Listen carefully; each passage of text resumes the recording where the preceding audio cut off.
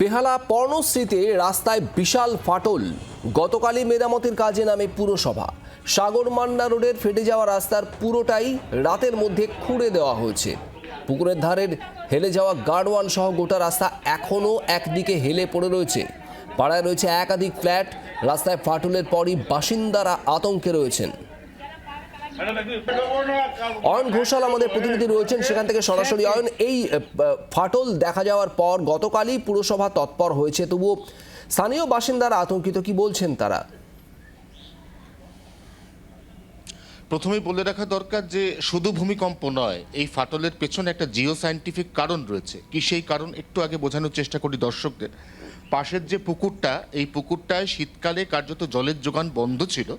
এই পুকুরটি যাদের এখতিয়ারে, সেই মান্না পরিবার যাদের নামে এই সাগরমান্না রোড, এই মান্না পরিবার বিগত 3 থেকে 4 দিন ধরে এই পুকুর থেকে জল সেচে বাইরে বার করছিল, অর্থাৎ পাম্প করে পুকুরের জল বাইরে ফেলা হচ্ছিল।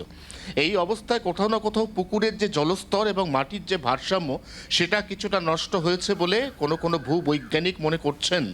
তার সঙ্গে যখন গতকালের ভূমিকম্প, তীব্র কম্পন অনুভূত হলো প্রায় 3 থেকে 4 সেকেন্ডের জন্য, তখনই এই পুকুর ধার বরাবর এই যে রাস্তা আমার সামনে, এই রাস্তায় আড়াআড়িভাবে একদম সাপের মতো এঁকে বেঁকে প্রায় 40 ফুট দীর্ঘ একটা ফাটল তৈরি হলো। এবং ফাটলটা তৈরি হওয়ার পর দেখা গেল যে এই ফাটলের পুকুরের দিকের যে অংশ, সেই অংশটা ক্রমাগত একদিকে হেলে পড়ছে এবং তার সঙ্গে অবশ্যই হেলে পড়ছে পুকুর লাগোয়া রাস্তার যে বাউন্ডারি ওয়াল। আমরা দেখাতে চাইবো এই বাউন্ডারি ওয়াল দেখেই বোঝা যাচ্ছে বাউন্ডারি ওয়াল অনেকটা পুকুরের দিকে হেলে আছে। তার থেকেও যেটা গুরুত্বপূর্ণ বিষয়, আমি যদি বাউন্ডারি ওয়ালটাকে একটু হাইলাইট করার চেষ্টা করি, তাহলে দেখব যে বাউন্ডারি ওয়ালের এই যে কংক্রিটের পিলার, এই পিলারের মধ্যে প্রায় 1 আঙুল ফাটল, অর্থাৎ এটা সম্পূর্ণভাবে ফেটে বা ভেঙে পুকুরের দিকে অনেকটা ঝুঁকে গেছে। যে রাস্তাটায় ফাটল ধরেনি, যদি শুধু সেই রাস্তার ছবি দেখাই, তাহলে দেখব এই হচ্ছে সেই রাস্তা। প্রথমত অত্যন্ত খারাপ মানের র মেটেরিয়াল দিয়ে রাস্তা তৈরি হচ্ছিল। দেখো, যে রাস্তা এখনো পর্যন্ত অক্ষত অবস্থায় রয়েছে, সেই রাস্তাতেও কিন্তু আমি হাত দিয়ে এখানে যে পিচ বা স্টোন চিপের যে লেয়ার, আমি সেই লেয়ার তুলে ফেলতে পারছি। এই দেখো, এইভাবে কিন্তু আমার হাতের মধ্যে লেয়ার উঠে আসছে। এই যে টানছি, এই যে ভাঙছি, দেখো পুরো লেয়ার উঠে আসছে। অর্থাৎ একদিকে খুব খারাপ ধরনের র মেটেরিয়াল দিয়ে এই রাস্তার কাজ করা, এবং তার সঙ্গে এখানে একটু জিও সায়েন্টিফিক যে ব্যালেন্স, সেই ব্যালেন্সটা একটু ইমব্যালেন্স হয়ে যাওয়া, এবং তার সঙ্গে ভূমিকম্প, এই ত্রাহ্যস্পর্শ, 3টি কারণ। এই 3টি কারণেই এই রাস্তাটি এইভাবে ফেটেছে। আতঙ্কের প্রহর গুনছেন এই সমস্ত ফ্ল্যাটের বাসিন্দারা। কারণ দেখো, যেখানে ফাটল সেখান দিয়ে মাত্র 1 মানুষ হাঁটার রাস্তা রয়েছে, এবং তারপরেই রয়েছে উঁচু উঁচু ফ্ল্যাট বাড়ি। আমি তো আপনার সাথে কথা বলবো যে এই অবস্থায় এখানে থাকতে এই মুহূর্তে কতটা আতঙ্কিত আপনারা? একটু তো ভয় করছেই, যার ফলে তো আমরা মানে কালকে সব ফ্ল্যাট বাড়িগুলো অলমোস্ট নতুন এবং দেখেই বোঝা যাচ্ছে বেশ কস্টলি, খুব সুন্দর সাজানো গোছানো একের পর এক ফ্ল্যাট। এই গোটা পাড়া জুড়ে দেখো পরপর ফ্ল্যাট বাড়ি, বেশিরভাগই হচ্ছে G+3, অর্থাৎ 4তলা বাড়ি।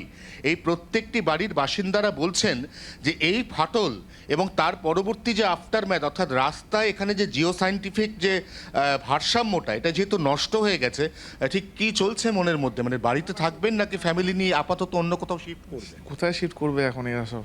এই তো সবে নতুন সব হয়েছে, 3-4 বছর হয়েছে সব। এখন সবাই চিন্তিত যে মানে যদি কিছু না হয়, মানে সবাই মনে একটা ভয় তো কাজ করে। প্রত্যেকেই চিন্তিত এবং সেই চিন্তার যথেষ্ট কারণ রয়েছে। কারণ আবারও বলছি, আমি যেখানে দাঁড়িয়ে রয়েছি, আমার বাঁ পা যেখানে রয়েছে, তার থেকে ডান পা সামান্য নিচে নেমে রয়েছে। আমার ডান পা রয়েছে পুকুরের দিকে। এই রাস্তাটা এখনো পর্যন্ত সম্পূর্ণ পুকুরের দিকে টিল্ট হয়ে রয়েছে বা ঢাল খেয়ে রয়েছে। এই অবস্থায় রাস্তার বাকি অংশ, সেটা আর কতক্ষণ টিকবে? কারণ এই যে নিকৃষ্ট মানের রাস্তার উপর মেরামতির কাজ হয়েছিল আগে, যে মেরামতির কাজ একটু আগে দেখালাম, সেই মেরামতির কাজ এবং তারপরে এই সম্পূর্ণ ভঙ্গুর একটি রাস্তা, তার পাশে উঁচু উঁচু ফ্ল্যাট বাড়ি। অতএব এখানে এই মুহূর্তে প্রত্যেকেই শঙ্কিত। শুভদীপ, আতঙ্ক খুব স্বাভাবিকভাবেই স্থানীয় মানুষের মধ্যে রয়েছে।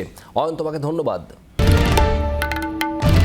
বাংলার আওয়াজ, বাঙালির আবেগ, জি 24 ঘন্টা।